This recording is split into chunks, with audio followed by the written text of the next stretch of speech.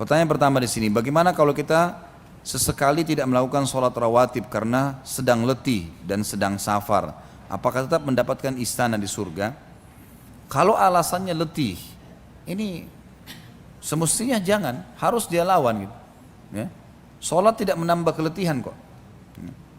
Tapi kalau dia safar berbeda, atau dia sakit parah, nggak bisa lagi kerjain.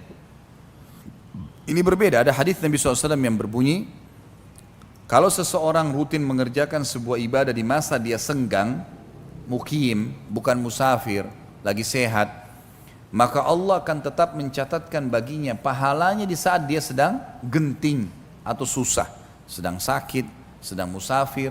Dia biasa puasa Senin Kamis, kemudian dia tidak puasa sekarang karena ada halangan, dia safar, maka tetap dapat pahalanya.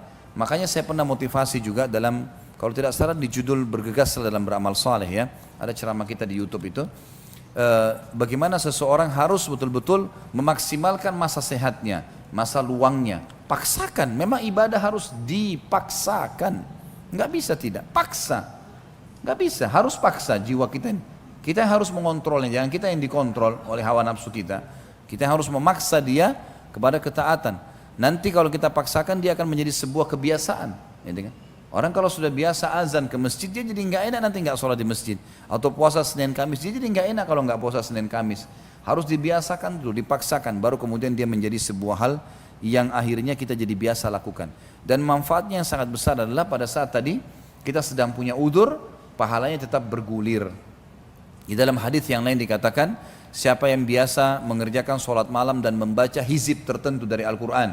Jadi misal dia biasa membaca 10 ayat satu rakaat atau 5 ayat satu rakaat, kemudian sampai 8 rakaat dia sudah mengerjakan atau mengucapkan beberapa ayat ini, kemudian dia tertidur kata Nabi SAW, maka Allah tetap mencatatkan baginya bacaan membaca rutin ayat itu.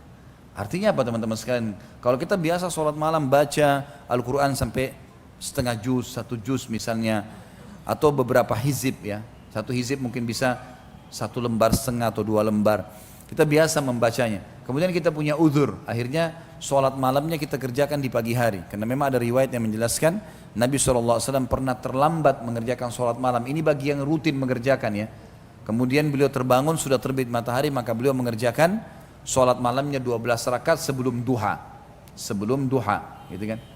Maka tetap akan dicatatkan baginya pahala hizib Al-Quran yang biasa dia baca itu.